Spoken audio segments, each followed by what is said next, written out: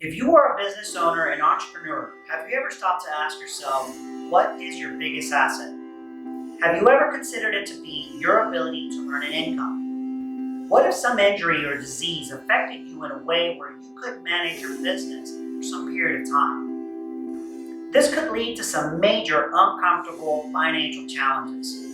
What if the injury or disease was permanent? Could someone step in for you and manage your business affairs?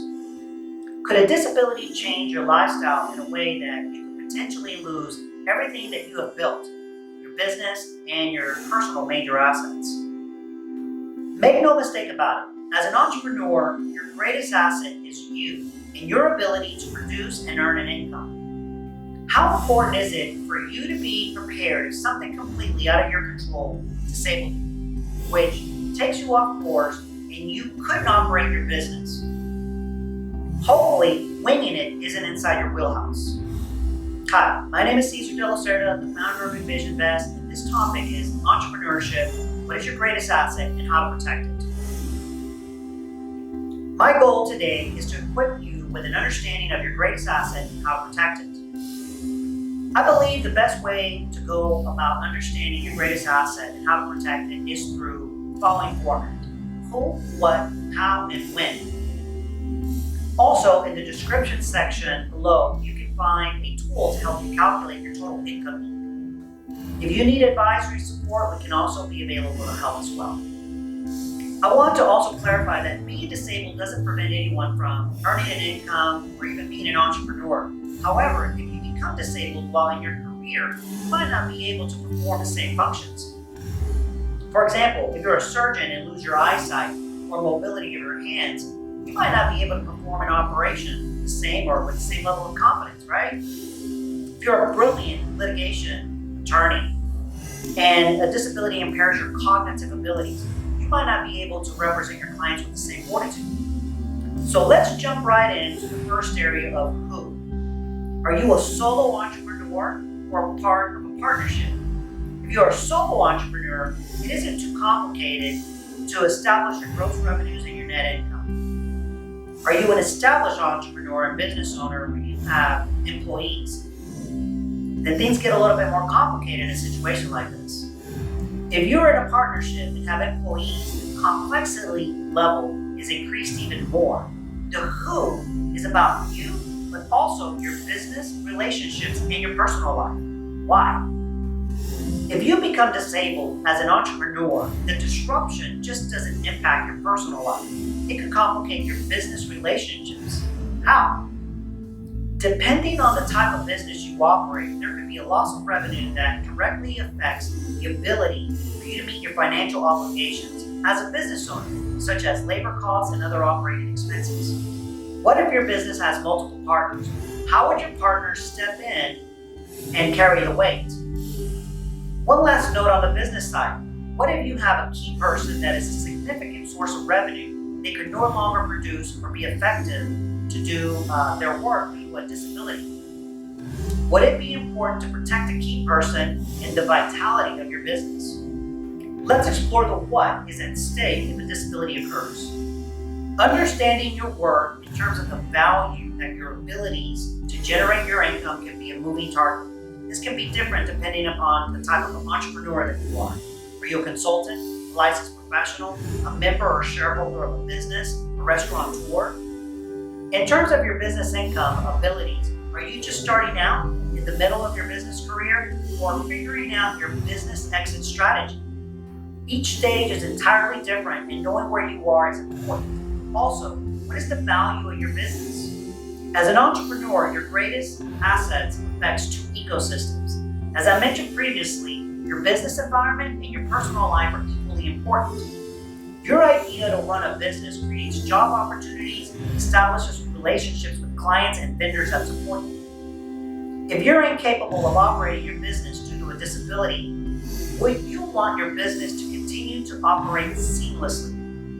If you are not able to operate your business, what process would establish steps to continue operations and for how long? Could your business keep on going and providing you with the income that you're accustomed to? Also, How long could your business afford generating sustainable revenue without your direct involvement? In terms of your personal life, there are many things that you will have to prepare for if a disability strikes. In my experience working with clients, I've seen expenses go up and income go down. This isn't a good situation to be in. Your spouse or partner might not be working, so there is no extra income to supplement a potential loss of the main source of income. If your spouse or partner is working, they may have to request time off to help care for you and take you on appointments. Disabilities vary, and depending on your impairment, the duration could be brief to permanent. These are some of the potentials of what could happen to you personally. Let's go over how to protect your business if you become disabled. One method to protect your income is by having assets that kick in and start generating income. However, there are probably very few people that are in a situation where this would be the case. Another method is to establish a fund dedicated to offset this risk, such as a sinking fund. But as you can imagine, it can take a very long time to accumulate the amount needed if a disability occurred prematurely. However, when properly planned, a sinking fund could help create a financial bridge that would work with an insurance product. Insurance is the most common way to protect your income and the business. Disability insurance is probably one of the most misunderstood and underutilized financial products by small business owners. As an entrepreneur, your insurance risk management program should have a disability insurance product incorporated, just like your other coverages such as health insurance, professional liability, general liability, dental, or vision. There are different types of disability policies that one can consider and position in a way that can provide enough security that will protect your income and the business. I will discuss 5 types. The first type is accident only. An accident only policy can provide benefits if you sustain an injury and cannot work. The benefit period can range, but generally will be from 1 month to 24 months. This type of policy is the least expensive and the easiest to implement. Short-term disability insurance is the second. Short-term disability insurance generally can start paying benefits immediately or be delayed for a few weeks. Generally, the benefit period is intended for a duration shorter than 6 weeks, but there are policies that can go as long as 24 months.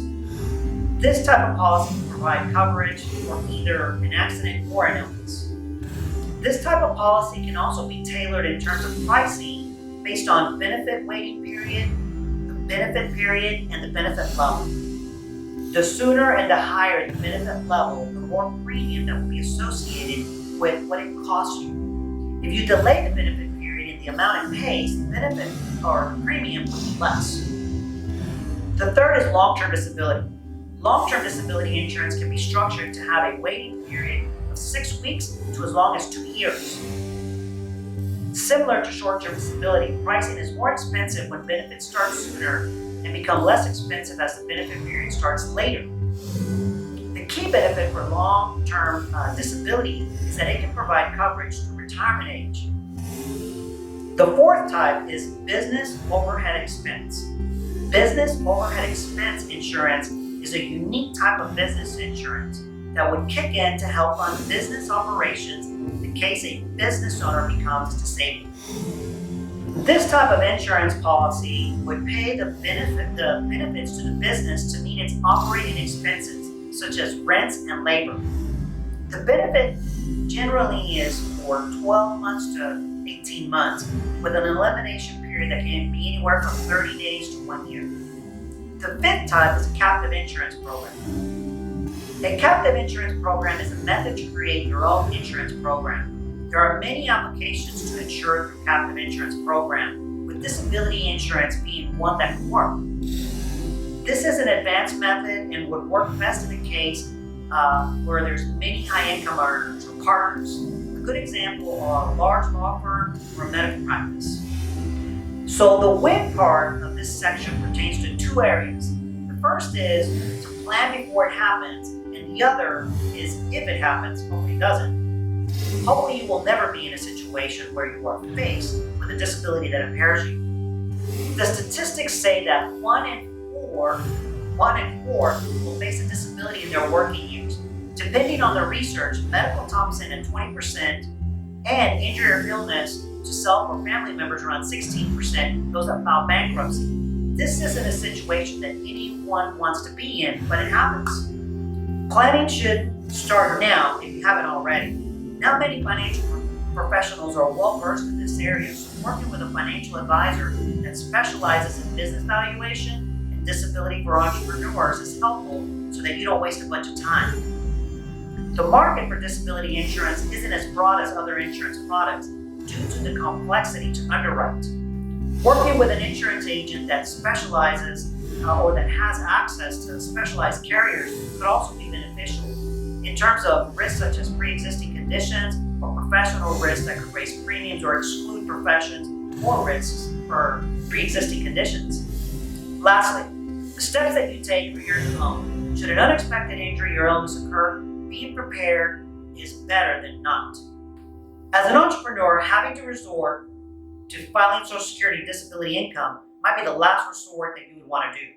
While it's there to help, it wouldn't give you the lifestyle that you were chasing when you started out on your path to entrepreneurship. If this area of planning seems of interest to you and would like to learn more, book a 15-minute complimentary consultation to see if my company is able to help you be better prepared. Thanks for chiming in. Depending on the channel where you're tuning in, please leave a comment below, subscribe, like, and share with your friends and family and business colleagues. Don't forget to set your notifications on so that you can get the latest on tips and ideas to help you be more financially confident. Remember to always keep your money working for you all day and every day.